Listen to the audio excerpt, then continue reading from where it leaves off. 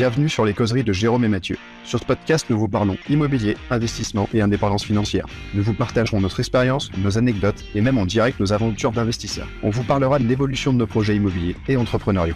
Nous voulons aussi vous aider à mieux comprendre l'investissement sans fantaisie et sans vente de rêve. Bonjour, je suis Jérôme, investisseur et marchand de biens en région bordelaise depuis 2014. J'ai pu faire de l'immeuble de rapport, du locatif, de l'achat-revente et de la division foncière. Ce qui me permet à présent de pouvoir me consacrer 100% à l'immobilier. Et moi je suis Mathieu, investisseur immobilier également. J'ai comme Jérôme touché à beaucoup de types d'investissements. Et en plus de ça, nous travaillons en famille dans la promotion immobilière. L'objectif principal de ce podcast est de rester le plus simple et le plus détendu possible. Une discussion entre amis investisseurs autour d'un bon café. Attendez-vous à ce qu'on dérive de temps en temps bien sûr.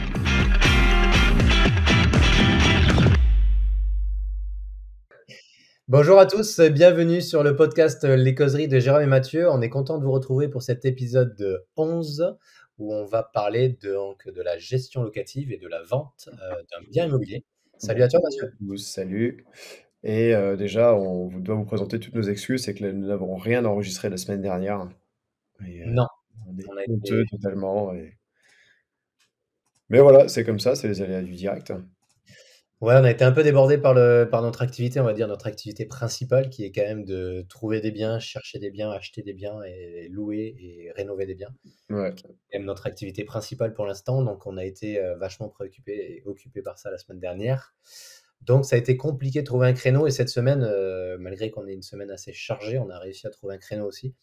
Mais c'est pas évident en ce moment, c'est vrai qu'il y a pas mal d'huile sur le feu. Et on est en plus en pleine étude d'un projet, qu'on va signer d'ailleurs aujourd'hui avec Mathieu. Donc on travaille pas mal aussi dessus, donc ça nous prend beaucoup de temps. Donc voilà, donc on s'en excuse par avance et en espérant que ce nouveau podcast va vous plaire. On va bientôt devoir faire comme les gentlemen investisseurs, c'est enregistré à 5h du matin, tu sais, avant la journée. Ouais, voilà, on va faire ça en fait au réveil. Pam! Tu te réveilles à 5h, 5h30 ça part, on lance la journée. Non, on travaille à 5h, 5h05 ça part et on est bien et voilà, Ah ouais. au top. Roxane elle va être ravie. Je garantis pas de mon énergie, mais on peut éventuellement essayer. Ouais. Et en plus, moi de mon côté, j'étais sur l'organisation des Silex Classics qui sont finis maintenant, grosse compète de CrossFit. Et du coup, le planning de la semaine dernière a été un peu chamboulé parce qu'on a eu une tonne de merde à gérer juste avant la compète, évidemment. C'est toujours comme ça.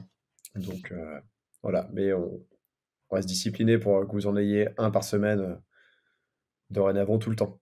Ouais, on va faire le maximum en tout cas. Ouais. Merci en tout cas à tous pour vos écoutes. On a eu quelques écoutes sur le dernier podcast. On l'a pas beaucoup partagé, malgré, c'est ce qu'on dit, on était un peu débordés, donc on l'a pas énormément partagé. On a eu quand même quelques écoutes dessus. Et on a eu un commentaire, je crois, Ouais. là-dessus. D'ailleurs, n'hésitez pas à mettre des commentaires, des questions, appuyer sur la cloche sur YouTube, je crois que ça aide. Likez, enfin voilà, partagez autour de vous pour nous aider à nous faire connaître si vous trouvez que ce qu'on fait est bien. Et d'ailleurs, en parlant de ça, il m'est arrivé un truc assez hallucinant ce week-end, en plein milieu de la compète. J'allumais le barbecue le soir pour les bénévoles, et il y a un gars qui vient me voir, il me dit: «Ah salut Mathieu, on se connaît pas, mais moi je te connais, j'écoute tous vos podcasts avec Jérôme, je suis hyper fan, c'est trop bien et tout». Donc ça fait bizarre, c'est la première fois que ça m'arrive. Et ce gars s'appelle Steven. Steven, si tu nous écoutes, big up, hein, parce que ça m'a fait vraiment bien plaisir. Et il me semble que Steven a investi ou a fait une coloc. J'ai oublié la ville, je sais pas si c'est Caen ou Brest, j'ai un petit doute. Tu le diras en commentaire. T'as vu comment avoir un commentaire gratos. Mais Mais bon, en tout cas, c'était cool et j'espère que tu as kiffé les Silex classiques et que t'as pas fait partie de ceux pour lesquels on a eu une petite erreur de scoring à la fin. On s'en excuse, mais le week-end a été un peu chargé pour tout le monde et du coup, voilà. Mais en tout cas, ça fait bizarre. il a signé son premier autographe. Eh oui, sachez-le. Non, je déconne. Là, j'avais pas de stylo, sinon je l'aurais fait évidemment, tu vois. Il aurait fait sur la fesse droite, je pense, il aurait fait un petit tatouage. Signé les causeries de Jérôme et Mathieu. Ouais, franchement, avec plaisir, hein, quand tu veux, Steven. Ouais, Steven, allez, ça part. Non, bah écoute, c'est cool. Ouais, quand Mathieu il m'a envoyé ça, il m'a envoyé un message dans la journée, il m'a tenu au courant, ça faisait plaisir, ouais, carrément. C'est bien.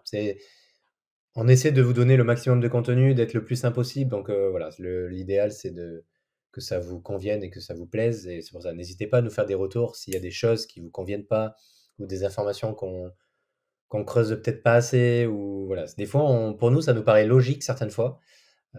Donc on essaie d'être au moins au plus simple et au plus rapide, mais c'est pas toujours évident en fait. Donc voilà, n'hésitez pas à nous donner votre petit feedback à ce sujet-là. Yes, et du coup, tu disais qu'on avait reçu un commentaire la semaine dernière. Ouais, Un commentaire. Un pavé, mon gars.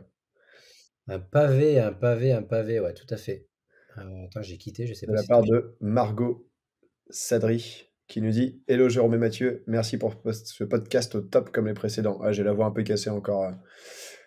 Elle nous dit: Revenu en France en février, après 8 ans en Angleterre, mon copain et moi avons décidé de commencer par l'acquisition de notre résidence principale à Nice et signerons l'acte authentique la semaine prochaine.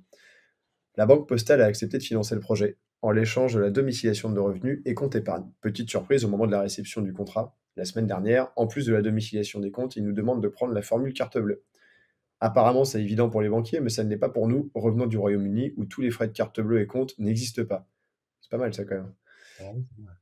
Bref, j'ai insisté sur le fait que nous avions bien parlé de la domiciliation de tous nos comptes, mais nous ne voulions pas de la formule carte. À l'écoute de votre dernier podcast, je me rends compte que c'était sûrement une bêtise d'insister sur ce point, dans la mesure où je souhaiterais me lancer dans les investissements locatifs d'ici quelques mois. Le contrat n'a pas encore été signé, donc je vais tenter de revenir là-dessus.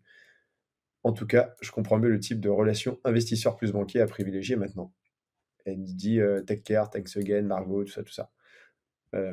Déjà, merci de ton commentaire. Et en effet, bon, bah, ça fait chier de reprendre une carte bleue dont t'as pas besoin, mais il faut brosser le banquier dans le sens du poil. C'est ça, surtout en ce moment. Exactement. Bah, tu vois, ça revient à ce qu'on avait dit dans notre dernier sujet de podcast. N'hésitez pas vraiment, surtout par les temps qui courent où c'est très difficile et très délicat d'obtenir des financements, n'hésitez pas à lâcher un peu du mou, à donner un petit peu quelque chose au banquier. Voilà, si il va accepter de vous faire un financement à condition de prendre une carte qui va vous coûter peut-être 10 à 11 euros par mois. Voilà, c'est pas en soi, ça fait chier de payer une carte que tu vas pas utiliser, mais moi je l'ai déjà fait personnellement, j'ai dû avoir 3 cartes bleues qui ne servent à rien, qui sont rangées dans un dossier qui me servent strictement à rien, mais ces 3 cartes bleues m'ont permis d'avoir des financements. Donc si un financement, une carte bleue à 11 euros par mois te permet d'avoir ton premier investissement locatif, franchement, fais-le, fais-le. Faut pas essayer de vouloir gagner sur tous les fronts et ne jamais donner quelque chose. C'est pas comme ça que ça marche et surtout pas dans l'entrepreneuriat et dans l'investissement. Il faut vraiment pouvoir les aider à obtenir leurs objectifs aussi. Ah, le banquier, c'est un commerçant, donc si tu lui achètes des trucs, il sera content pour ses objectifs, Comment ils appellent ça? C'est le PNB, là, le produit net bancaire, par client, savoir combien il gagne exactement. Ça en fera toujours plaisir, quitte à annuler la carte dans 1 an ou 2 ans, parce que tu lui diras: «Bah, écoutez, je m'en sers vraiment jamais, donc aucun intérêt». Voilà. Mais bon, bah, ça fait 11 balles par mois, si Ouais, 11 balles encore, 11 balles, si tu es sur une carte gold, hein, tu es sur une carte classique, tu es à moins de 11 balles, hein, tu dois être à quoi? 4, 5 balles, 5 balles par mois, c'est rien du tout. C'est rien du tout, donc ne vous mettez pas la barrière de dire: «Voilà, le taux, il est à 0,1% trop cher, donc je prends pas. La carte bleue, je veux pas la prendre, donc je prends pas». Non, non, non. Prenez ce qu'il y a à prendre. On prend, on prend, on prend. Utilisez au maximum l'effet de levier bancaire et vous allez voir que petit à petit, ça va évoluer et puis après, c'est vous qui allez avoir les cartes en main pour pouvoir négocier par la suite. je serais d'ailleurs assez curieux de savoir ce que ça leur coûte vraiment une carte bleue. Le petit bout de plastique, je pense une fraction de centime, peut-être quelques centimes. Après, j'imagine en frais de gestion, vu qu'ils prennent des commissions sur les paiements auprès des commerçants, Mmh. ils se refont du beurre dessus et tout. C'est vraiment enfin, c'est les frais de carte bleue tous les mois aux clients, c'est Ouais, c'est ça. vraiment juste pour se gaver un peu plus, quoi. Juste pour en prendre un petit peu plus, mais bon, Bah, après, le ça banquier, le nous pauvre, permet il gagne pas d'investir beaucoup dans l'immobilier. d'argent, hein. Bah ouais, c'est pour nous permettre d'investir dans l'immobilier et puis acheter un bien supplémentaire. Moi, personnellement, bon, là-dessus, je suis pas, il n'y a pas de souci. Qu'est-ce qu'on peut, voilà, on peut vous demander ça, on peut vous demander de domicilier vos comptes, on peut vous demander de nantir votre argent, c'est-à-dire, tu as de l'épargne et tu le mets dans l'assurance vie de la banque en question. Tout ce genre de choses. Il faut essayer de modérer un peu par rapport aux demandes du client, pas du client, du banquier, mais voilà, c'est pas déconnant et c'est normal par les temps qui courent d'accepter ce genre de choses. Par contre, on a un problème, c'est que je crois pas voir de commentaires de Yann Détienne sur le dernier podcast. Oh là là là là, Yann, Ah, que Yann, fais-tu? bah, c'est fini. Voilà. Yann, ça y est, on t'a saoulé. Yann, si ça y est, Il n'y a on plus l'a il y a plus d'Yann. Ciao. perdu. J'espère que tu fais passer des parties des 73 abonnés, Yann, parce qu'on n'est pas beaucoup. Mais Yann, voilà, on est très attristé de ne pas avoir de commentaires de la part de Yann. Ouais, bah moi, du coup, je vais peut-être m'en aller, je pense. Ouais, je pense qu'on va s'arrêter là. Je pense que la Allez, chaîne va s'arrêter. La chaîne prend ciao. fin. Non, mais écoute, y a pas de souci, y a pas de souci. On a un autre commentaire qui date un peu de Pauline Gauthier, que l'on n'avait pas vu, qui nous dit Salut Jérôme et Mathieu, encore un épisode de top. Merci, ça fait toujours plaisir. Elle dit: «Ce podcast est devenu l'allié de mes sessions running et merci pour la réponse personnalisée qui fait super plaisir. D'ailleurs, si un jour vous avez besoin d'invités, pensez à moi pour atteindre un SMIC grâce à la LCD». Attention, Pauline, il ne faudrait pas tomber dans l'argument de vente de vendeur de formation, hein. Non, mais Pauline, elle est hyper sympa, on échange pas mal sur les réseaux et en effet, avec un appart, elle est plutôt vachement bien en LCD à Lyon. Enfin, elle en a plusieurs, mais elle en a notamment un, je crois, qui crache du cash de ouf en LCD. Je vous conseille d'aller voir ce qu'elle fait sur les réseaux. C'est Pauline Gauthier. Et je pense qu'elle va bientôt exploser. Qu'est-ce qu'on a d'autre qui date un peu? À partir du moment, c'est ce qu'on disait, à partir du moment où Airbnb en courte durée, vous mettez toutes les cartes, toutes les choses vraiment en place. Faites un bien qui est propre, un bien atypique, un accueil confortable, tout, vraiment toutes les prestations nécessaires. Vous allez voir qu'en Airbnb, il y a possibilité de se faire quand même énormément d'argent. En fait, Euh, ce qui est assez ouf, que moi j'avais du mal à mesurer, c'est que là, on a les gîtes à la maison MCIAC, qui sont, je reprécise, hein, c'est toujours un domaine familial, c'est pas du tout à nous et autres, ce qu'on m'a dit ce week-end. Ah bon, le manoir, c'est pas à toi et Roxane? Je fais, bah non, tranquille, mec, on a 30 piges, on n'a pas encore, voilà, on se détend. Mais ce qui me fait halluciner, c'est que du coup, j'ai repris la gestion avec Roxane de ça, parce que c'était Gîtes de France, parce que ça fait depuis 2006 qu'ils sont en ligne. Et Gîtes de France, c'était les seuls à l'époque, parce qu'il n'y avait pas Airbnb et tout ça. Ce qui était très bien, mais pour dynamiser un peu le truc, j'ai dit à mes parents, écoute, on va peut-être mettre ailleurs, parce que Gîtes de France, bizarrement publié sur Airbnb et Booking, mais si tu regardes les stats, il y a 0 réservation qui viennent de ailleurs que Gîtes de France, parce que les 17% de commission, ils se les prennent pour eux, quoi. bon. Classique, tu vois, ce serait quand même trop beau de bien remplir le gîte. Ouais. Et je me suis dit, enfin, ce qui me fait halluciner, du coup, c'est que les maisons sont sur Airbnb. Ah, apparemment, il pleut. Il fallait rentrer le linge. Ouais, super. Les aléas du direct. Ce qui me fait halluciner, du coup, c'est que les maisons sont sur Airbnb et on est vraiment, enfin, t'es venu, on est au milieu de nulle part, tu vois. Et en soi, là, des réservations en dernière minute de gens complètement random. Alors là, on a eu 2 filles qui font le tour de Bretagne à vélo, qui cherchaient une maison pour s'abriter parce qu'elles avaient peur qu'il y ait de la pluie pendant 2 jours. On a des gens qui viennent travailler et tout, alors qu'on est vraiment perdu au milieu de nulle part. On a quand même des résas et tout, donc je suis de plus en plus convaincu que ça peut marcher absolument partout. Bien sûr, bien évidemment, ça peut marcher partout. Le Airbnb, la courte durée peut marcher partout à condition de répondre à la demande que tu as. La demande, tu en as partout. Ça peut être une demande touristique, ça peut être une demande professionnelle, ça peut être. Il y a plusieurs demandes différentes. Ça peut être une demande d'un couple qui veut passer un bon moment à la campagne pour un petit week-end. Moi, c'est pareil, je suis complètement convaincu. C'est pour ça que j'ai fait un logement d'ailleurs en plein milieu de la Cambrousse qui va bientôt être en location, j'espère. Et c'est pour moi, il y a une demande partout, c'est juste s'adapter par rapport à la localisation où vous êtes. C'est sûr que si tu es en plein milieu de la campagne, les gens, ce qu'ils vont vouloir, c'est pouvoir profiter de la campagne, profiter de tout ça. Donc il faut essayer de leur donner des prestations pour qu'ils puissent profiter de l'extérieur, pour qu'ils puissent faire un tour dans la nature. Voilà. Vraiment, vraiment les aider à découvrir votre commune, découvrir votre ville et leur vendre une expérience en fait. C'est vraiment Mm. vendre une expérience aux invités, tout simplement. Et tu vois, moi j'ai un gros regret, c'est que on n'arrêtait pas de me dire depuis le début, tu vas voir, fais-le, la LCD, c'est ultra rentable, c'est ouf et tout. Et je me suis toujours dit, ouais, bon, la flemme, ça a l'air ingérable, trop galère et tout. Du coup, je l'ai jamais fait. Et en fait, là, je me rends compte que j'ai été bête, parce que le levier financier que ça peut générer est juste monstrueux. Et qu'à gérer, c'est certes plus de boulot que de déléguer toute la gestion locative à une agence quand on le fait, mais c'est pas non plus insurmontable. Tout Et que à ça fait. vaut le Bon, on va coup y venir tout à l'heure parce que ça fait partie du sujet du jour, mais on va y ouais, venir par rapport à ça. pour Ah oui. faire des loyers 4 ou 5 fois supérieurs à ce qu'on ferait en longue durée. Franchement, ça vaut le coup, mais 1000 fois. Ouais, il faut que Et ça reste, il faut que ça, ouais, il faut que ça reste minimum, c'est ça, moi, c'est ce que je dis, minimum 2 fois votre loyer en longue durée. Si c'est pour gagner 1,5 fois le loyer en longue durée, franchement, vous emmerdez pas, laissez-le en longue durée. Mais euh, si vous gagnez 2 fois le loyer de longue durée en faisant de la courte durée, n'hésitez pas à faire de la courte durée. Certes, il y aura des charges supplémentaires, il y aura des charges complémentaires à prendre en compte. Mais voilà, il y a plusieurs solutions et on va en parler parce que ça fait partie du sujet du jour, comment gérer tout ça. Est-ce qu'il y a d'autres points, Mathieu, d'autres questions, d'autres. non, pas d'autres points, si ce n'est que j'ai toujours le cerveau embrumé du week-end et j'ai une capacité à réfléchir assez limitée quand même, hein. Ouais, mais c'est la fatigue, ça. La Voilà. fatigue. Pas du tout, je dois être souvent Mais c'est fatigué. marrant, je le sens parce que quand on enregistre et qu'on est tous les deux ultra en forme et tout, on part dans tous les sens, n'importe quoi et tout. Et là, 14 minutes, on a déjà répondu à deux questions, on a parlé de notre sujet et tu vois, on est dans les rails. Alors que quand on est trop en forme, au bout d'une demi-heure, on n'a même pas encore parlé d'immobilier, quoi. Au bout d'une demi-heure, les gars. Bon, les gars, c'est bien sympa, mais moi, j'avais 25 minutes de route et on n'a pas du tout parlé d'immobilier sur mon trajet. Comment faire? Comment faire? Eh bien, écoute, tu fais le chemin retour et tu repartiras dans l'autre sens. Et je propose d'ailleurs qu'on fasse une petite prière parce que la dernière fois qu'on a enregistré, ça a coupé.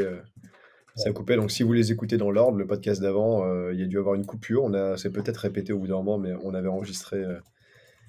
Je l'ai dit dans le mot au début, mais on enregistre 45 minutes, le truc coupe. On découvre on a que les deux tiers du son, on est reparti le lendemain. Enfin, c'était grosse galère, le son, mauvaise qualité. Ouais, Ça, on a dû ça nous refaire a le ruiné. ce qu'on avait déjà dit. Ouais, c'est sûr, vous avez dû avoir des doublons, donc on va croiser les doigts pour que cette fois ça tienne. Normalement, c'est un logiciel professionnel, donc ça doit tenir, mais comme quoi. Ouais, il y a des bugs. Il y a des bugs. Après, ça peut être du Wi-Fi, ce genre de conneries, quoi. Mais ouais, il y a des petits bugs de temps en temps. Ok, ok, ok. Et autrement, toi, tes investissements, partage-nous un peu comment ça se passe. Le Mans, ça a l'air d'avancer, ça se passe bien? Le Mans, ça avance carrément. Pendant que moi, je faisais le zinzin sur une compète ce week-end, Roxane est partie tout nettoyer, tout organiser, tout. Ça avance de ouf. On sera prêt pour les 24 heures du Mans, j'espère. C'est quand les 24 heures du Mans? C'est le 10-11 juin de tête, ou peut-être le 12-13. Donc on a encore un mois. Donc c'est chaud, mais c'est pas infaisable. Donc ça, c'est cool.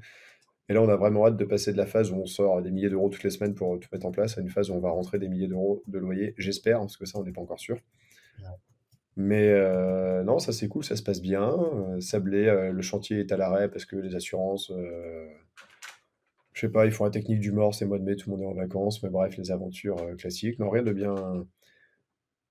bien nouveau. Et par contre, je suis assez content parce que du coup, on signe tous les deux un projet, enfin bon, on signe un compromis cet après-midi, Ouais, mais c'est cool. Demain? ouais, Je crois que ouais, c'est cet ouais. après. Ah non, c'est pas. Ah, cet après-midi, c'est un autre truc. Ah, il Je y en a signe. trop. Le problème, c'est que Jérôme, il est en signature tous les jours. Ouais, pas tous les jours, mais 2 fois cette semaine, ouais. Ouais. Aujourd'hui, cet après-midi, j'ai une signature, ouais, cet après-midi pour un projet bah, du coup, du Airbnb. Je vais faire du Airbnb en région bordelaise, division d'un appartement en 2 appartements. Et demain, tout à fait, je sais plus à quelle heure, j'ai pas l'agenda sous les yeux, mais demain après-midi, tout à fait, on signe demain après-midi notre compromis, pardon, pour notre première opération en tant que marchand avec Mathieu.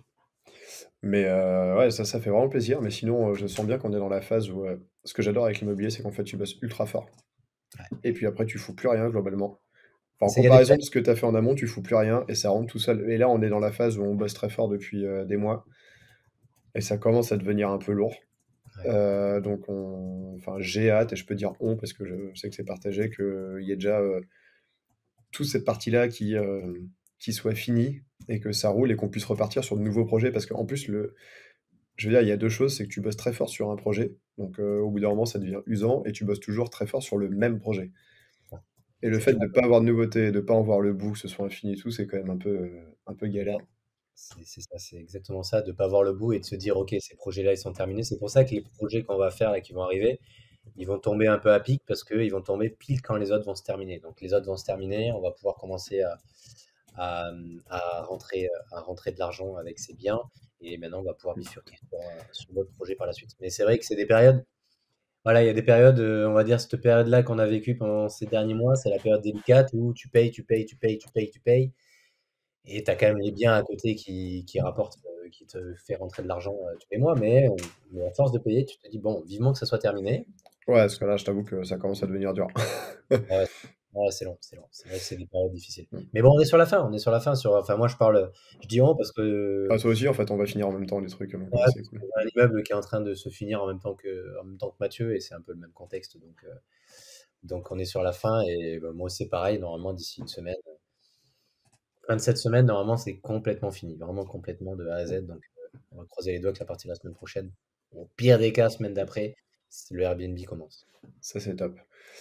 Et ouais, sinon, je suis très content qu'on fasse le projet ensemble. Et d'ailleurs, on vous a fait un appel public à l'épargne dans le dernier podcast. Donc, notre conseil nous a dit que c'était pas forcément délicat de faire ça de cette manière. Mais je voulais quand même vous remercier parce qu'on a eu, enfin, je veux dire, à hauteur de ce qu'on fait comme volume d'écoute, on a eu énormément de personnes qui nous ont dit bah, je veux investir avec vous, j'ai de l'argent à placer, ça m'intéresse. Donc merci beaucoup pour tous ceux qui ont envoyé un message. On a noté les noms de tout le monde, on a noté ce que vous nous avez dit. C'est pas si facile que ça. Enfin, c'est très simple sur la Ouais. théorie, mais c'est pas si facile que ça à mettre en place, surtout pour que ce soit bien fait, qu'on soit pas embêté, que ce soit pérenne et durable. Donc on y travaille. Heureusement pour nous et malheureusement peut-être pour pas mal d'autres, on a notamment une personne qui est prêt à financer l'intégralité de ce premier projet. Mais quoi qu'il en soit, il y en aura d'autres.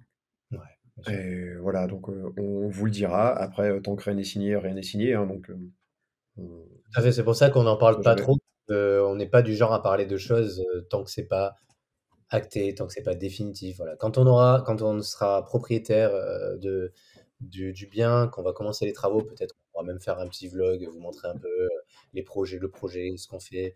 Ça peut être intéressant. Voilà, on vous montrera les plans 2D, les plans 3D, les plans techniques, un peu tout ça, et vous présenter un peu le projet pour vous dire ce qu'on va faire, ce qu'on attend de ce projet, comment on a fait les démarches. On vous expliquera un peu tout Ouais, ce projet. carrément. Mais pour l'instant, c'est pas le but parce que, enfin, c'est pas le but, c'est pas le moment surtout.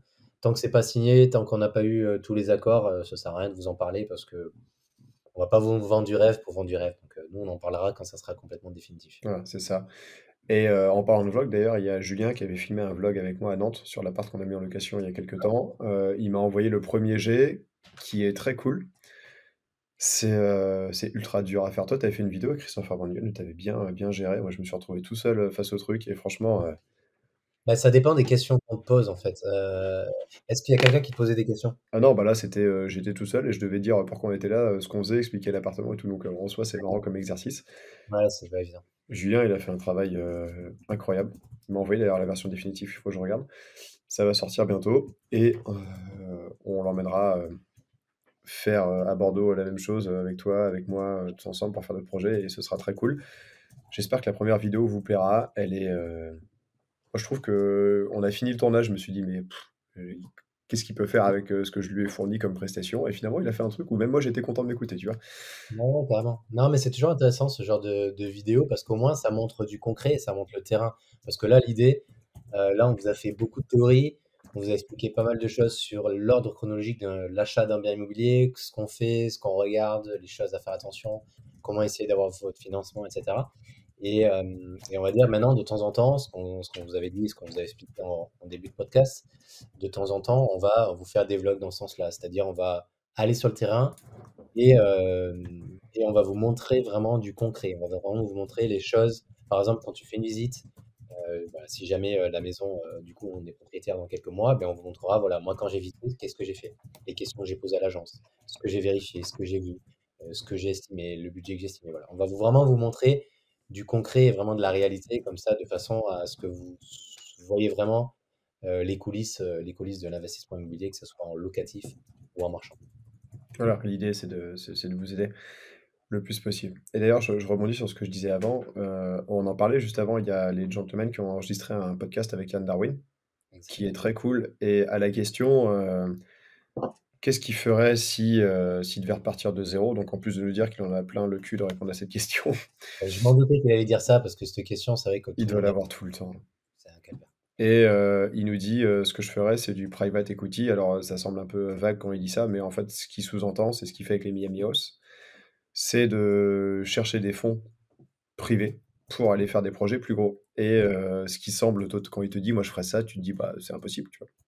Enfin, moi, c'est la première réflexion que j'ai. Je dis: «Bah oui, mais lui, il a du réseau, machin et tout». Et en fait, quand je vois que juste, moi, en ayant mis une story, en ayant parlé dans un podcast, on a, je sais pas, l'équivalent de, peut-être 150 000 balles de personnes qui disent bah, nous, on veut s'associer pour faire des projets avec vous. Si vous n'êtes pas en capacité financière de faire un projet, mais que vous êtes en capacité technique, parlez-en autour de vous, cherchez des associés, foncez. Et il y a finalement plein de gens, dont des gens où on s'y serait jamais attendu, qui ont 10, 15, 20, 30 ou 40 000, qui dorment sur un compte, qui savent pas quoi en faire et qui seraient ravis de les mettre avec vous pour faire un projet. Parce que eux, ils y connaissent rien, vous avez une valeur ajoutée à leur donner là-dessus. Donc, n'hésitez pas à en parler et trouver des associés pour faire des projets. Évidemment, on ne s'associe pas avec n'importe qui, il faut bien faire les choses, mais il y a des schémas relativement simples Mm. à mettre en place où vous pouvez facilement lever des fonds, et notamment au début avec la famille. voilà, ça peut le faire. Je vous encourage à pas hésiter, en tout cas, si vous voyez un projet très rentable, un peu gros pour vous, de réfléchir à s'associer avec des gens qui peuvent vous amener des fonds. Carrément, carrément, c'est ce qu'on a expliqué à plusieurs reprises. Le le plus dur dans l'immobilier, on va dire, ça va être de trouver l'opération, d'avoir l'opération rentable. Une fois que l'opération est rentable et que vous savez l'expliquer et vous êtes on va dire en connaissance, du bien, de la rentabilité, de tout ça, vous allez trouver quelqu'un. Vous allez trouver quelqu'un qui va vous faire confiance et qui va dire: «OK, lui, il a l'air de savoir ce qu'il fait. J'ai l'impression qu'il va gagner de l'argent avec cette opération, donc je vais l'aider à gagner de l'argent et moi, je vais en gagner aussi». Et ça, vous allez voir, ça se fait très rapidement et très facilement. Moi, je connais des gens qui avaient pas un rond, mais ils étaient ultra motivés, les mecs. Et ils étaient tellement motivés qu'ils sont allés tête baissée, ils ont cherché des biens, ils ont cherché des biens, ils ont cherché des biens. Ils ont fini par trouver.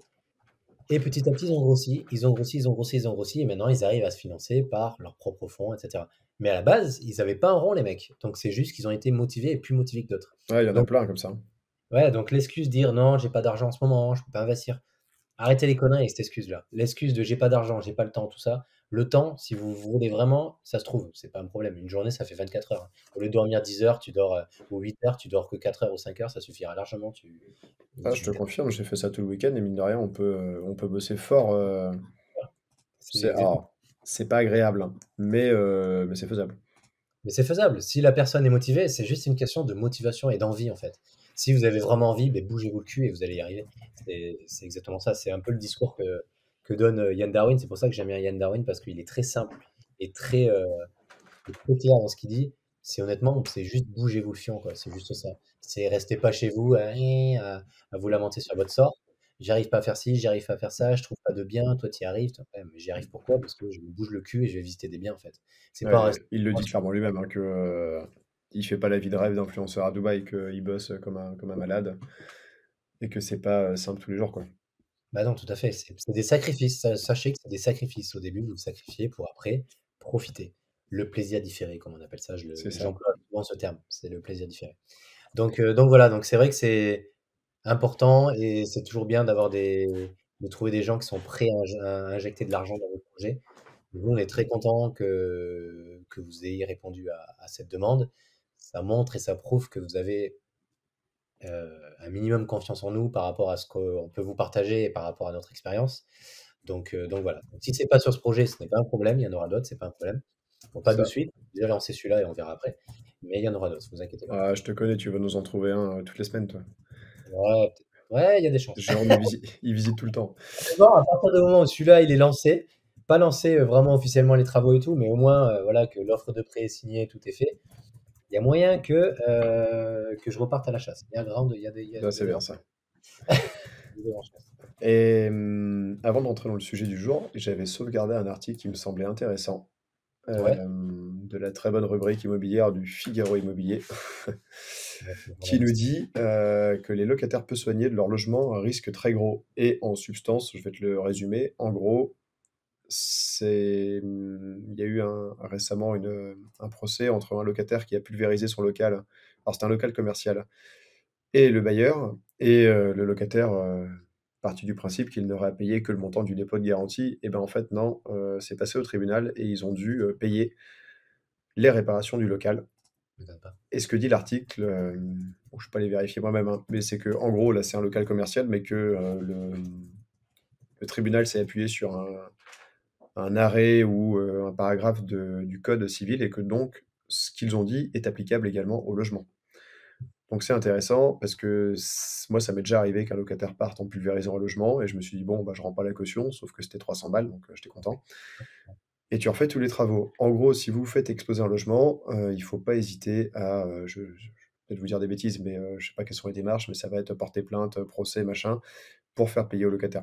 Évidemment, l'usure naturelle, hein, la pâture qui devient jaune, au bout de 20 ans, ça, enfin, c'est normal, mais s'il part en ayant mis des coups dans les murs, qu'il y a des trous partout, qu'il a arraché la cuisine et tout, vous pouvez chercher plus que le dépôt de garantie. Et si vous écoutez ça et que vous êtes locataire, non soigneux, mais ce qui est forcément pas le cas si vous nous écoutez, voilà, faut quand même faire attention.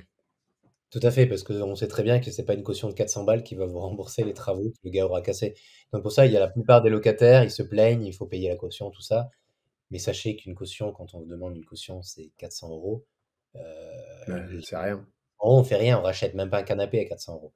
Donc qu'est-ce que vous voulez faire? Moi, ça m'est déjà arrivé, mon premier appartement que j'avais en investissement locatif sur Pau, j'avais une personne dedans qui faisait pas du tout attention, qui avait des animaux, qui m'a détruit l'appartement en l'espace de 6 mois. Les 6 mois, il m'a désossé l'appartement. L'appartement était neuf. Donc, Putain. voilà, je lui ai dit, moi j'ai une caution qui était de 400 ou 450 euros, un truc comme ça. Il pouvait avoir 3500 balles de travaux, tout reprendre, coup de peinture, tout ça. 3500 balles minimum, tu vois. Donc, heureusement, j'ai eu de la chance, on a réussi à faire rembourser par des factures et tout ça. J'ai pas fait un procès ou quoi que ce soit, mais il a compris. Enfin, il a compris. C'est juste que c'était une personne sous tutelle et c'est la personne qui s'occupait de lui qui a compris comme quoi il fallait payer les factures pour réparer l'appartement. Mais lui, en l'occurrence, il comprenait pas, c'est sûr et certain. Mais Tu mets. pas trop mal compris. Mais c'est aussi ça. C'est les cautions. Les cautions, c'est bien beau les cautions, mais c'est pas une caution qui va vous rénover l'appartement. Vous mettez un coup de peinture dans un appart, si c'est un petit studio, tu en as déjà pour 3000 balles. Voilà, tu mets un coup de blanc partout, tu changes des meubles, ça chiffre très très très très très vite. Voilà, donc n'hésitez pas si vous avez une galère à vous rapprocher d'un avocat et de pas vous contenter que de la caution parce qu'il n'y a pas de raison que les gars qui paient tout soient pas rattrapés par la patrouille, quoi.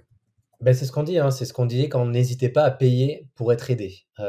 C'est vrai que maintenant, moi je vois que même pour les travaux que je fais faire par des entreprises, c'est très souvent, enfin c'est très souvent, ça arrive que maintenant, s'il y a des problèmes avec les entreprises travaux, eh ben, je fais appel à mon avocat. Je fais appel à mon avocat, on fait le point, ou alors tu fais appel à un expert, tu fais appel à un huissier, tu fais appel à ce genre de choses, des gens qui sont professionnels et qui vont pouvoir t'aider et te guider, parce qu'il y a des choses que nous, on ne sait pas dans les travaux. Quand une entreprise fait des travaux, il y a des façons de faire les choses. Il y a des façons de faire les travaux pour que ça dure dans le temps, etc. Et si vous êtes encadré par un professionnel que vous allez payer, il va vous aider là-dessus. Il va vous aider sur votre réception de chantier, il va vous aider sur les choses que vous avez peut-être pas vues, les anomalies, voilà, tous ces genres de choses. Donc, n'hésitez pas à payer pour réceptionner quelque chose, pour avoir quelque chose en retour. C'est comme là, moi, je suis en train de faire une partie avec mon fiscaliste, ma fiscaliste, pardon. On est en train de faire le point dessus pour mon dossier. Mais voilà, ça se paye un fiscaliste. Tu payes ton fiscaliste, mais il va te faire gagner de l'argent. C'est exactement la même chose. Donc n'hésitez pas à faire appel à des professionnels. Petite parenthèse. Exactement.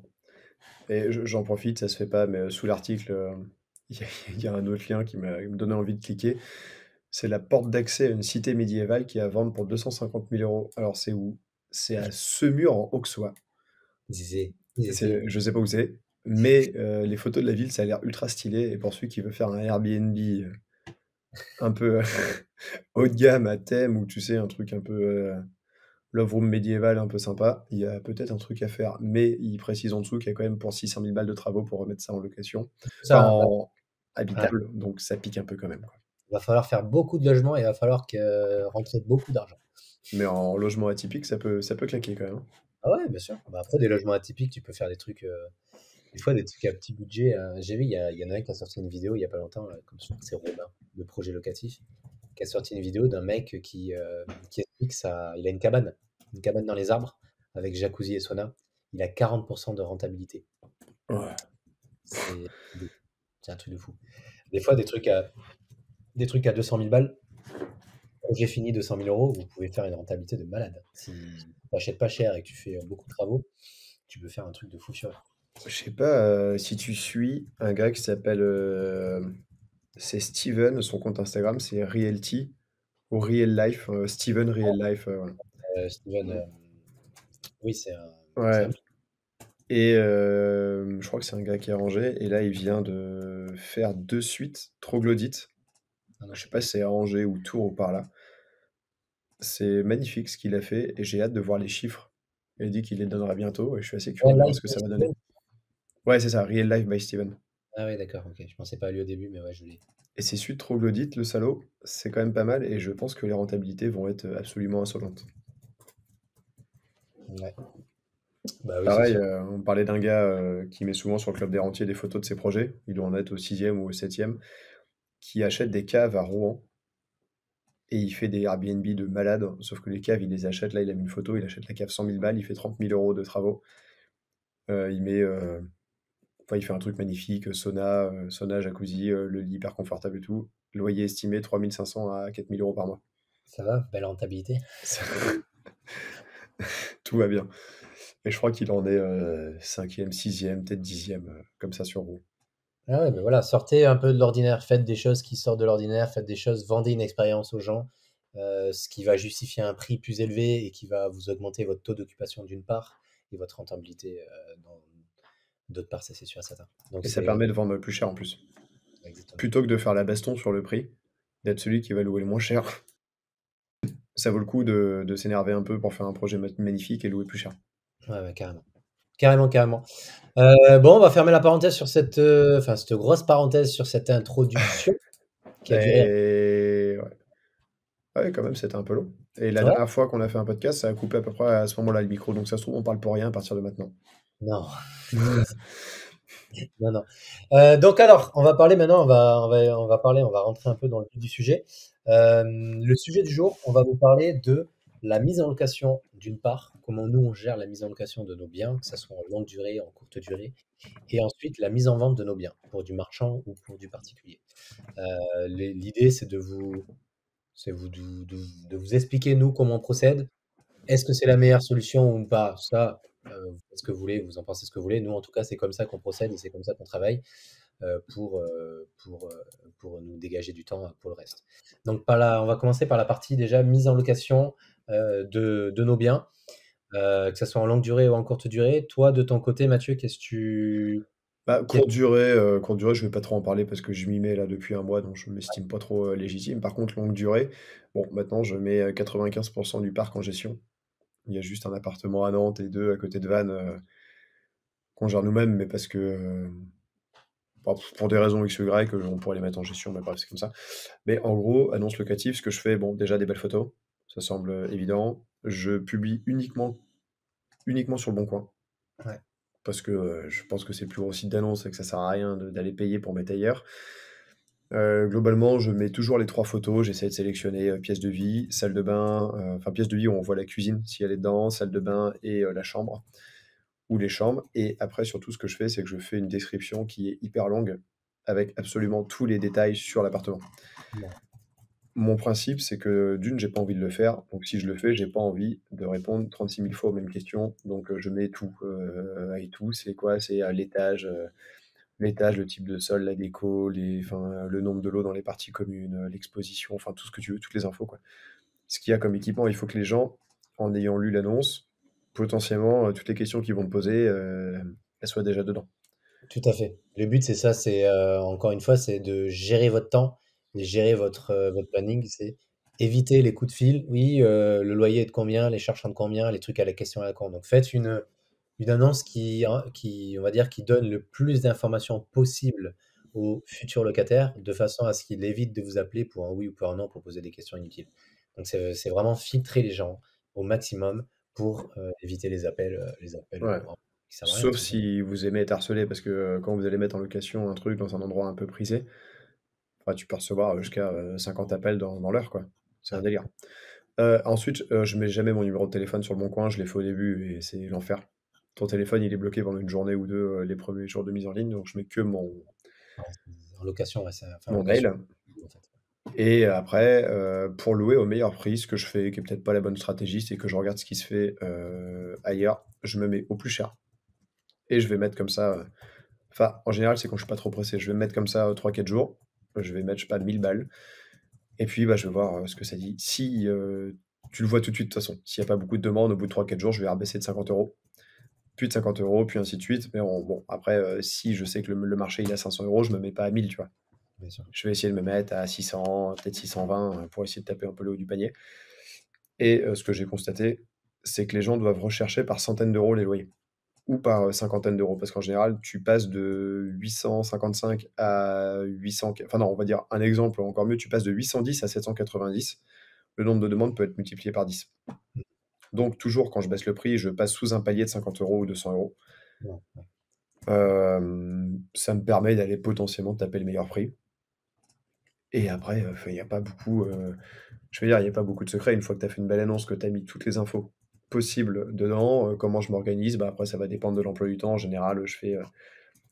Moi, je groupe, c'est-à-dire que j'ai pas envie de faire une visite par jour pendant une semaine. Je préfère faire 15 visites à la suite pendant 5 heures. bien sûr, bien sûr. Je mets une visite tous les quarts d'heure à la chaîne et je dis, c'est telle journée et pas une autre. Bon évidemment, essaie de t'arranger, hein, mais bon, comme ça permet d'enchaîner et ce que je fais, c'est que je demande aux gens, je dis: «Voilà, si l'appartement potentiellement va vous intéresser, pour faire le dossier de location, il va vous falloir» c'est quoi déjà?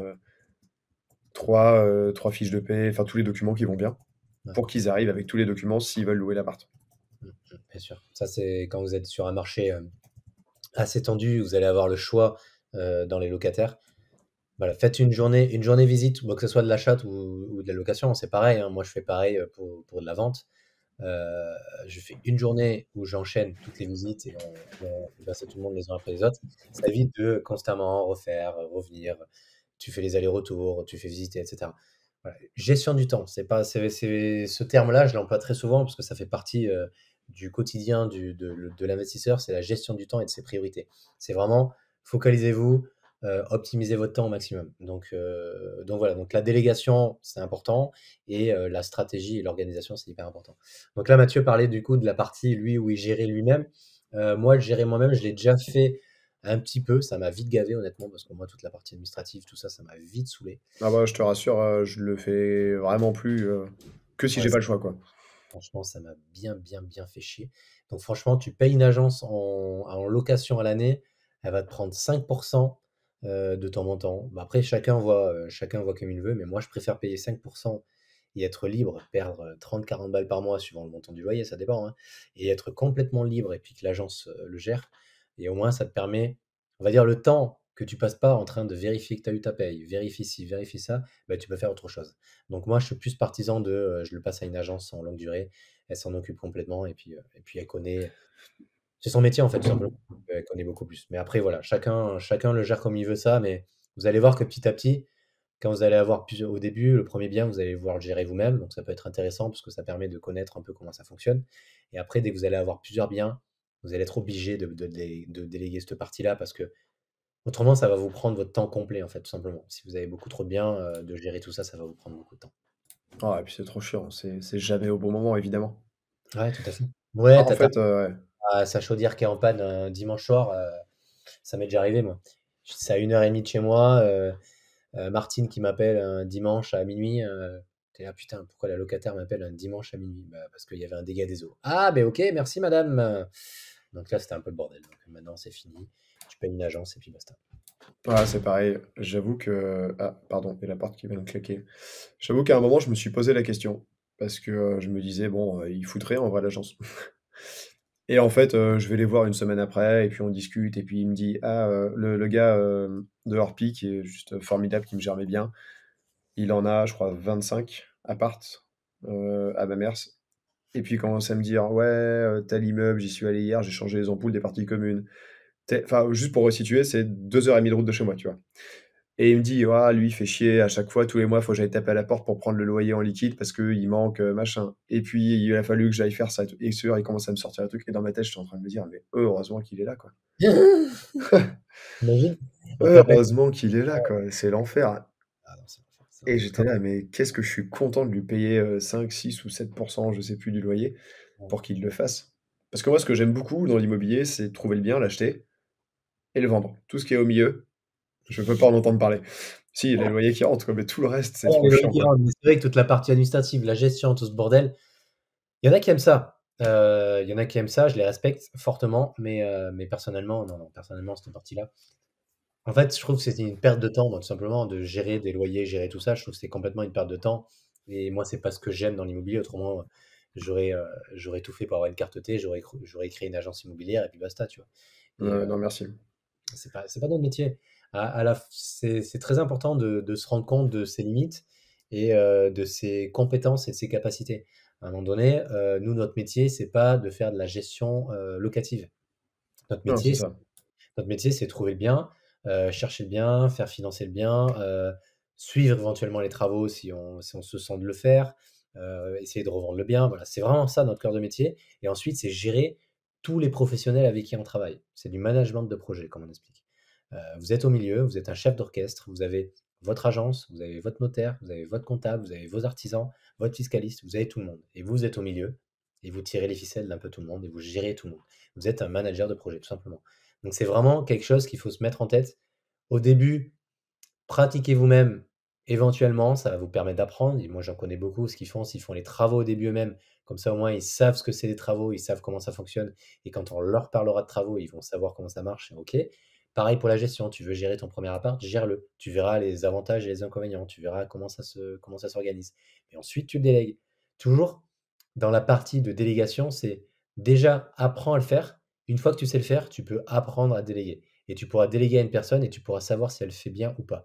Parce que si tu délègues à une personne et que toi, tu sais pas le faire, mais tu sauras pas d'une part si elle fait bien, tu sauras pas si elle est chère, tu sauras pas tout ça en fait. Donc apprends à le faire. Une fois que tu sais le faire, tu crées des process et tu fais déléguer à une personne. Ah, c'est clair. Et puis après, il y a aussi un autre truc, c'est que quand c'est loin, il y a plein de mecs qui veulent économiser et autres, mais il faut mettre en face, quand c'est loin, quand tu dois faire un aller-retour en voiture, finalement, combien ça te coûte de faire l'aller-retour? Entre le temps, l'essence, le péage et autres. Finalement, tu te rends compte que ça va presque te coûter plus cher de gérer toi-même, en plus d'avoir des emmerdes, plutôt que déléguer. Mais Donc, tout à ouais, est-ce que tu es vraiment à 15 balles à la fin du mois pour être là? C'est ça, mais c'est le point qu'il faut regarder, c'est, quand vous pouvez faire un bilan, bien sûr, sur votre année, si vous êtes à votre compte, c'est connaître votre taux horaire. Tu calcules ton taux horaire, imaginons, tu es payé 50 € de l'heure, un truc comme ça. Si tu dois partir, faire 2 heures et demie de route, aller faire une connerie, changer une ampoule et revenir, pardon, 2 heures et demie, 2 heures et demie, tu as déjà niqué 5 heures. Tu changes ton ampoule, bref, tu vas rester un peu 1 heure sur place, tu as bousillé 6 heures. 6 heures, 6 heures, 6 heures sur place, si tu es à 50 € de l'heure, ça veut dire que c'est 300 balles.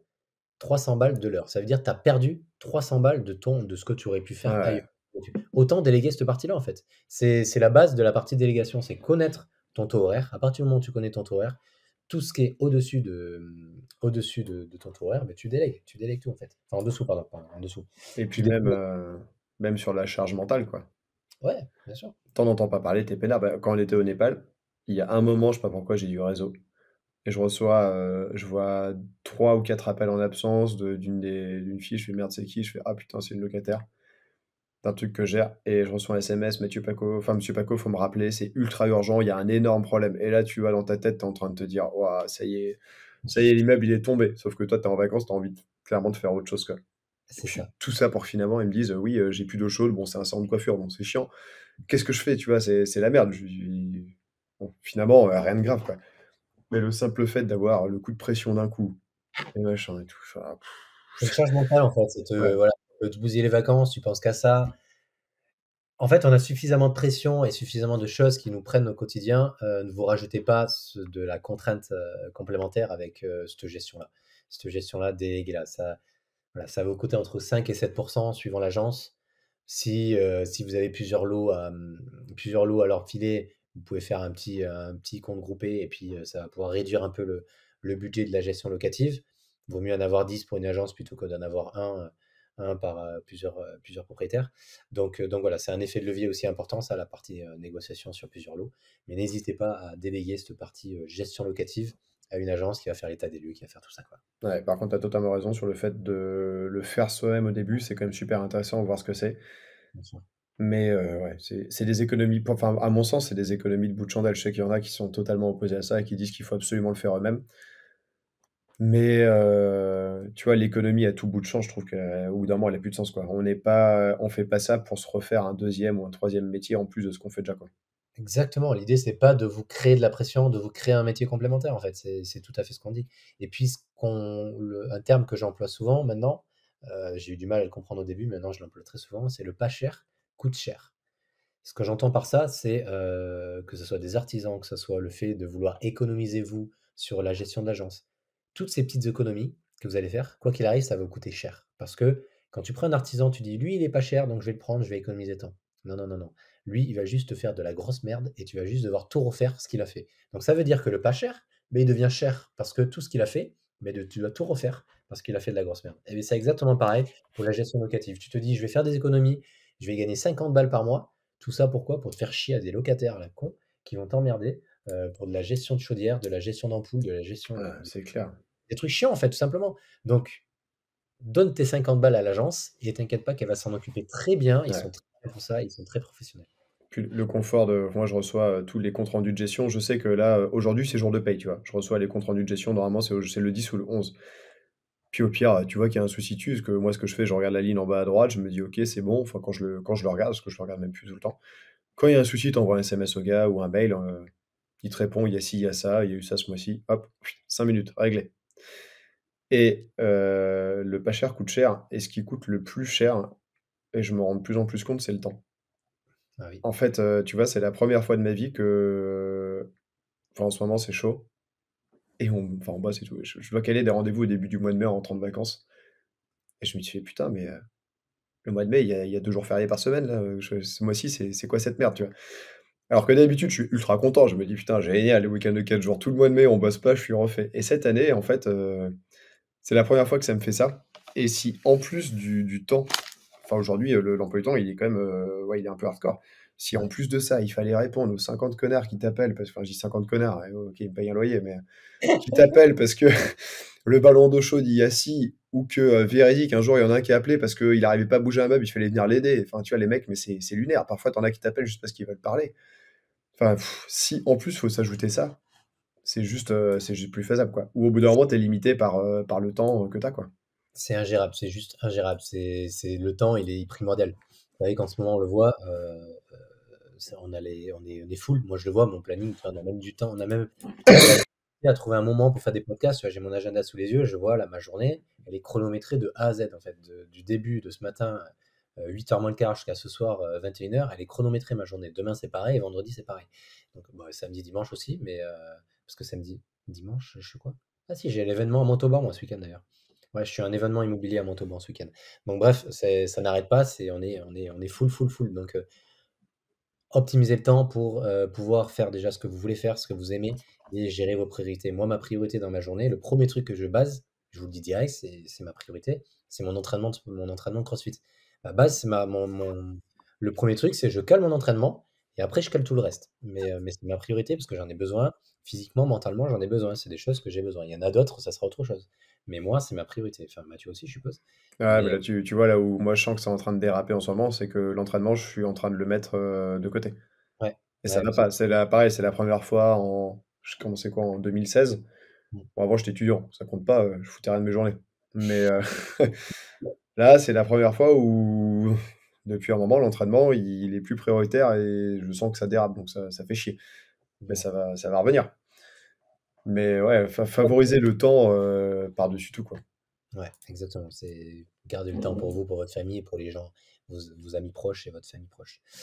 Très bien, mais pour cette partie location, je pense qu'on a fait le tour sur la Ouais, partie déléguée à l'agence. je pense qu'on est bien d'accord sur ce sujet-là tous les 2. Parce que souvent quand j'écoute des vidéos là-dessus, les 2 mecs ils tu toujours les avis complètement contraires, quoi. Enfin, je repense aux gentlemen là, parce que je Moi, les écoute souvent et je sais ouais, que tous les 2 ils pensent pas du tout la même chose, quoi.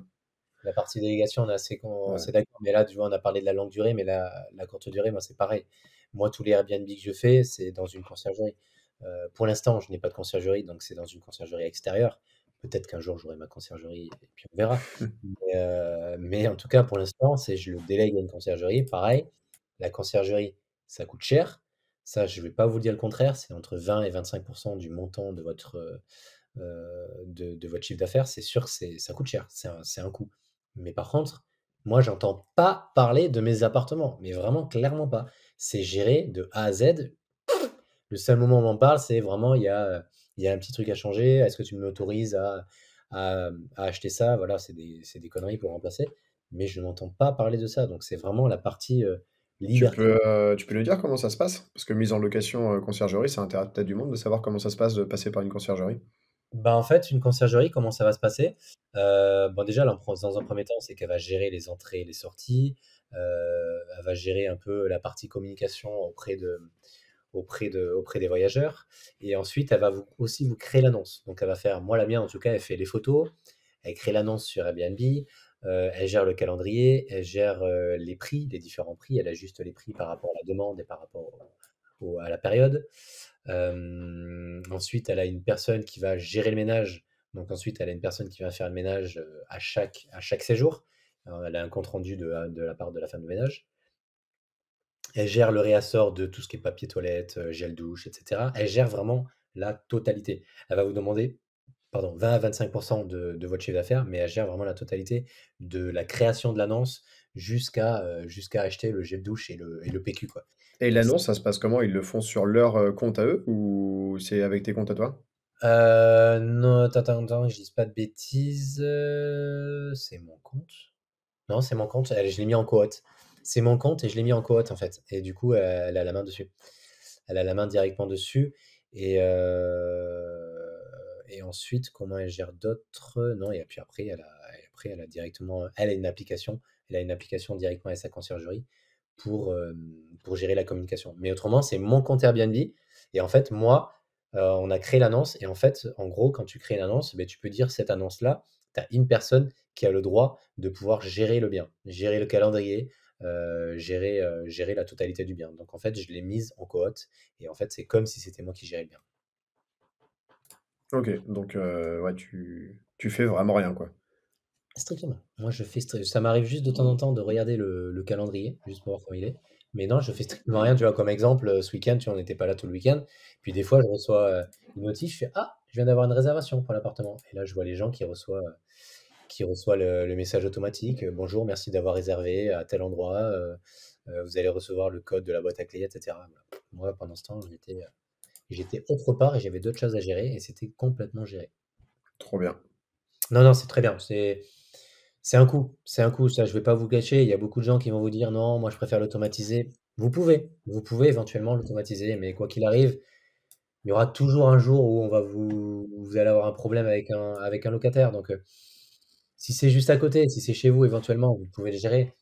Mais voilà, si vous êtes en vacances, vous êtes en déplacement et que tu as un locataire Airbnb qui vient et qui est emmerdé, bah, tu personne ou alors il te faut un interlocuteur sur place, en fait, tout simplement. Donc moi, pour l'instant, je suis beaucoup partisan de déléguer cette partie-là, malgré que ça soit un quart d'heure de 10 minutes de chez moi en voiture. Et on verra plus tard, quand j'aurai beaucoup, beaucoup d'Airbnb, peut-être que je ferai différemment. Je sais pas pour l'instant. Ouais, OK. Bah, merci. Au plaisir. Ouais, moi, tu vois, le Mans, je vais passer par une conciergerie aussi, je sais que Benjamin, il arrête pas de me dire: «Fais-le toi-même, ça sert à rien une conciergerie», mais Ouais, non, franchement, non, voilà, quoi. c'est bon, c'est bon. C'est Rouen, c'est à 2h30. Non, mais c'est ça. Robert qui va pas trouver les clés, qui va t'appeler. Ou alors, voilà, tu peux le gérer toi-même, mais il faut que tu aies une personne euh, qui soit ton interlocuteur. En gros, voilà, tu as suffisamment de biens, tu as entre guillemets un salarié qui est là pour répondre aux gens, pour gérer tout ça, gérer toute la merde. Pourquoi pas? Mais moi, gérer moi-même ça, non, non, j'ai autre chose à faire. Ouais, J'ai- après, surtout au début, en fait, tu vois, nous, on va avoir les 24 heures du Mans, ces trucs-là, j'ai pas envie de me gaufrer ouais. sur des gros week-ends du genre, sur le premier été et tout. Bon, après, je verrai, ça me chatouille un peu d'essayer de gérer ça moi-même, mais il faut, faut trouver les équipes et tout ça, c'est quand même, Voilà, faut trouver les équipes. Eux, ils quand ont même le chaud. réseau, ils ont les connaissances, ils ont la bonne communication, ils savent créer une annonce, ils savent faire les bonnes photos. C'est un métier, c'est un métier. Ceci dit, Benjamin, il me dit ça, l'autre jour, je l'ai au téléphone, je dis: «Tu fais quoi?» Et il me dit: «Ah bah, je fais le ménage dans mon appartement, femme de ménage m'a lâché aujourd'hui». Ah! Super! Typiquement, Voilà. c'est un ménage, ben, il faut absolument que tu aies une remplaçante. Parce que si la femme de ménage titulaire, eh ben, elle a la gastro, mais qui y va? Bah, c'est pas le, voilà. Donc là, ça se retrouve, c'est le propriétaire qui va. Et le propriétaire, il a peut-être autre chose à foutre qu'aller nettoyer la cuvette des chiottes, quoi. Donc voilà. Après, c'est mon point de vue. C'est encore une fois, c'est mon point de vue. Vous êtes peut-être pas d'accord avec mon point de vue, mais moi, en tout cas, ça reste le mien. Et voilà. Chacun voit midi à sa porte concernant ce sujet-là.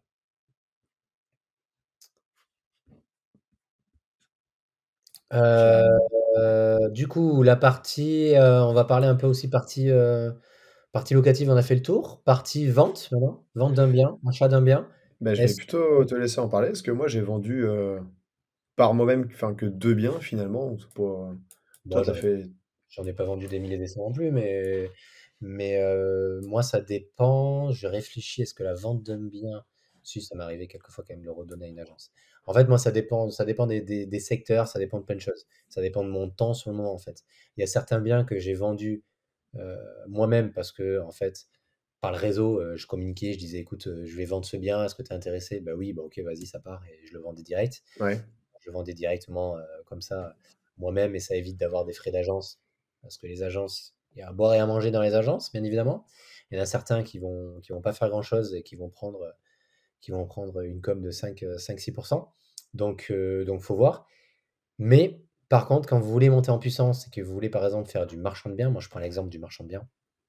ce que moi je communique et ce que je dis aux agences quand je cherche un bien, je leur dis tout simplement: «Écoutez, moi je suis marchand de biens, je cherche un bien. Moi ce que je vous propose, c'est que j'achète le bien par l'intermédiaire de votre agence». Donc ils vont prendre dans un premier temps les frais d'agence et ce que je fais, ce que je vous propose, c'est que je m'engage à vous redonner la vente du bien par votre agence. Donc ça veut dire que l'agence, elle a tout intérêt de me vendre le bien immobilier à moi, Géant Berger, pour la simple et bonne raison qu'elle va prendre 2 coms, en fait. Elle va prendre la com à l'achat, quand je vais l'acheter, et elle va reprendre la com au moment que je vais le vendre. Donc l'agence, elle a 100 d'intérêt de se dire: «OK, monsieur Berger, il va nous faire, gagner 2 fois la com, donc il faut qu'on lui vende à lui». Donc ça fait Ouais, partie carrément. ça fait partie des points. Beaucoup de gens disent: «L'agence, je vais économiser tant, je vais économiser tant». Certes, vous allez économiser tant, mais est-ce que vous avez le temps de faire la visite? D'une part. Est-ce que, vous savez faire une visite? Deuxièmement, et des fois, il faut savoir donner 15 000 balles de plus sur une vente de notre bien pour que l'agence vous en amène un autre. Parce que si elle voit qu'elle a pris 2 coms à l'achat et à la vente du bien, elle va se dire: «Écoute, moi, la prochaine fois que j'ai un projet qui est rentable, je vais rappeler monsieur Berger parce que avec lui, j'ai gagné 2 coms» et là, vous allez avoir un bien. Donc voilà, c'est vraiment un cercle.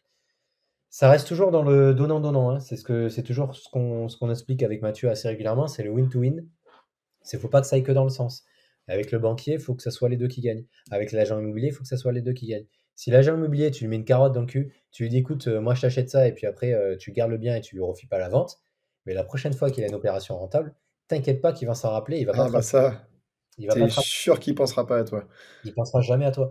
Donc vous mettez pas les gens à dos et essayez de vous mettre les gens, de votre côté, de façon à ce qu'ils vous amènent des biens. C'est très intéressant, c'est très important pour le marchand.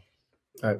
Tu vois, moi, j'ai vendu, enfin, sur la boîte de promotion, on a vendu, plein de trucs quand j'étais là, mais on passe par des commercialisateurs professionnels et autres. Enfin, c'est un métier différent, surtout à la vente sur plan. C'est ça. Mais les 2 trucs que j'ai vendus pour moi, le premier studio que j'ai acheté, là, où j'ai fait une plus-value, insolente, je l'ai mis en vente moi-même en me disant: «Je vais quand même pas déléguer ça à une agence» et j'ai eu donc du coup plein d'appels, notamment d'agents immobiliers qui avaient tous le même truc: «Oui, moi j'ai 1000 clients, si vous me signez un mandat exclusif, vous inquiétez pas, je vais vous l'avoir vendu ce soir» et tu là genre: «Vas-y, mais nique ta mère en fait, enfin, OK, arrêtez de m'appeler quoi» et il y en a une qui m'a appelé en me disant: «Écoutez, vous êtes sûrement appelé par, plein d'agents immobiliers comme moi, c'est normal. Je dis: "J'ai 2 clients qui sont là avec moi. Si vous me laissez les clés, je viens visiter, je vous fais confiance. Si ça intéresse les clients, on signera un mandat de vente après"» et je me suis dit: «Oh vas-y, pourquoi pas, et moyennant quoi, ça a marché, tu vois? Elle me l'a vendu 2 fois en une journée, parce qu'elle l'a vendu une première fois, ils ont fait une offre, finalement les gens se sont rétractés et dans la même journée, elle l'a revendu une deuxième fois. Donc nickel et j'ai signé un mandat de vente après, donc évidemment ça marche sur la confiance. Depuis, elle, m'a apporté 2 ou 3 biens, je crois, Bien sûr, ouais, ouais. voilà, dont, il me semble que un que Roxane a acheté, un que j'ai acheté, un qu'on a acheté à 2. Elle nous a revendu une baraque, donc tu vois comme quoi, l'agence est pas mal. Moi de toute façon, je lui ai dit: «Écoutez, c'est simple, si les clients sont intéressés, pas de souci, je vous ferai signer un mandat. Par contre, moi dans ma poche, je veux tant». C'est pas, je retire pas la commission, votre commission Bien sûr, de moi je veux plus-vente, pas, ouais, après vous démerdez si vous arrivez à le dans une vendre, erreur. Mais si ça vous s'est arrivez hyper bien passé, ouais, bien sûr. S'ils arrivent à le vendre, mais tu sais que toi tu veux tant et puis basta. Je dis ça aussi, s'il y a des agents immobiliers qui nous écoutent, je trouvais que l'approche était quand même pas mal, tu vois? Plutôt que de me dire: «Signez-moi un mandat exclusif, je vous vends le truc», c'était l'inverse, quoi. Je vous vends le truc et vous me signez un mandat après, quoi. Tout à fait. Non, non, Bon, tout c'est à fait. sûr que si j'avais voulu la niquer, bon, bah, j'aurais pu, avec les gens, passer, mais enfin, je sais pas, c'est pas l'intérêt, quoi. Et Non, c'est d'ailleurs, truc de ouf, les premiers clients qui ont acheté et qui se sont rétractés, en fait, ils se sont rétractés pour une raison obscure. Ils m'ont envoyé un message: «Ouais, on peut acheter directement auprès de vous si vous voulez. On vous file, 2 000 balles de plus, quoi». Et je leur ai dit: «Bah, vous savez quoi? Vous prenez une pomme de pain et vous la mettez où je pense». bon, c'est fini. Ciao, bonsoir. Les Ouais, sacs à merde, quoi. Franchement, les gens qui font ça, c'est vraiment des il y en a, ils essaient de vous la mettre à l'envers, c'est pour ça, faut faire attention quand même, mais bon. Vous mettez pas les gens à dos. C'est juste non, ça, c'est clair. on va dire c'est le mot clé, c'est vraiment la partie importante, c'est vous mettez pas les gens à dos pour des conneries. Il vaut mieux leur lâcher 10 000 à 15 000 balles et qu'ils te ramènent un projet où tu vas faire 100 000 balles de marge que vouloir absolument te garder ça. Puis des fois, ils ont un carnet d'adresses, ils ont des clients, tout ça. C'est hyper important. Mais fixez votre prix. Tu dis, écoutez, si vous voulez si vous voulez prendre le bien à la vente, ok. Moi, je veux gagner tant, mais par contre, vous me ramenez d'autres biens à la vente. Vous me ramenez d'autres biens, pardon, en tant que marchand. Et ça marche très bien, ce genre de business et ce genre d'accord avec les agences immobilières. Ouais, c'est clair. Écoute, je pense qu'on est pas mal. Bah oui, Je pense j'espère que cette qu'on partie-là, bah, ça, on va dire la partie gestion locative, tout ça, c'est vraiment au détail près, mais il n'y a pas grand-chose à dire de plus, hein. Si vraiment vous avez des questions, n'hésitez pas à nous les poser, on vous répondra avec grand plaisir. Et puis après, pour la partie vente, bon, on vous a donné nos petits tips, comment on gère avec les agents immobiliers, comment récupérer des biens et comment leur rendre les biens. Mais voilà, je pense qu'il n'y a pas grand-chose de plus à avoir et n'hésitez pas si vous avez des questions là-dessus à nous les poser. Eh ben, merci à tous de nous avoir écoutés. Comme d'hab, moi je dis comme d'hab, mais on ne pense jamais le faire. Mais pensez à vous abonner, à partager à vos proches le podcast, à nous envoyer des commentaires, des étoiles, des pouces bleus, en fonction de là où vous écoutez. Faites tout en Voilà, même temps. faites tout. Et nous, on partagera et on répondra bien sûr à vos questions. On va peut-être refaire une FAQ d'ici peu, parce que ça Ouais. avait beaucoup plu, ça avait bien marché le mois d'avril. Ouais, donc on a dit une par mois, donc on va en faire une durant le mois de mai. Donc voilà, on va bientôt en faire une, donc n'hésitez pas, les questions, n'hésitez pas à les Et poser. FAQ, comment on procède? On mettra des stories sur Instagram, vous nous posez les questions et on répondra à tout ce qu'il y a là. Exactement. Voilà. Bah, écoutez, merci à tous. Merci de votre écoute. Merci d'être resté jusqu'au bout et jusqu'à la fin, en espérant que ce nouveau sujet vous aura plu, qu'on nous aura partagé le maximum d'informations et de connaissances. Et puis, on vous dit à très vite. Et surtout, comme je disais tout à l'heure, bougez-vous le fion. Voilà, faut se bouger le fion, ça c'est un bon finish. Allez, bougez-vous le cul. Ciao. Allez, ciao, ciao.